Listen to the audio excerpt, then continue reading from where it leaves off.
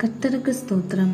இன்றைய தியான வசனம் சங்கீதம் 84 அதிகாரம் 4 உம்முடைய வீட்டில் வாசமாயிருக்கிறவர்கள் பாக்கியவான்கள், அவர்கள் எப்பொழுதும் உம்மை துதித்து கொண்டிருப்பார்கள். இந்த வசனத்துலேருந்து நாம் என்ன பார்க்குறோன்னா, சங்கீதக்காரன் சொல்லியிருக்காங்க, ஏசப்பாக்க வீட்டில் வாசமாக இருக்கிறவர்கள் பாக்கியவான்கள்னு.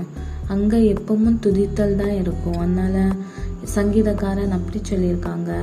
சங்கீதக்காரன் ஏசப்பாக்க வீடுன்னு எதை குறிப்பிட்டிருக்காங்கன்னா, ஏசப்பாக்க ஆலயத்தை குறிப்பிட்டிருக்கலாம், இல்லைன்னா பரலோக ராஜ்யத்தை குறிப்பிட்டிருக்கலாம். இந்த 2 இடத்துல தான் எப்பவும் துதித்தல் இருக்கும்.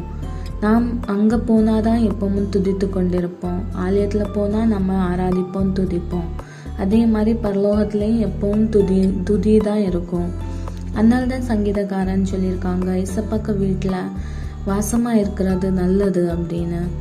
நாம் ஒவ்வொரு நாளும் ஏசப்பாக்க வீட்டில் தங்குறது தான் நாம் நாட வேண்டும். அங்கே தான் நம்மளால் ஏசப்பாட்ட பேச முடியும்.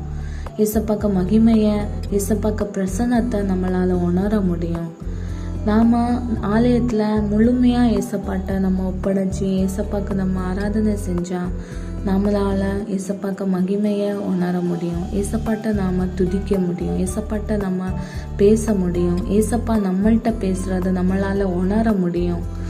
அதனால் நாம் ஒவ்வொரு நாளும் இதுக்கு தான் ஆசைப்படணும். ஏசப்பாட்ட பேசுறது, ஏசப்பாட்டுக்கு மகிமை செலுத்துறது, ஏசப்பாக்கு நம்ம துதிக்கிறத மகிமை எல்லாம் செலுத்தணும்.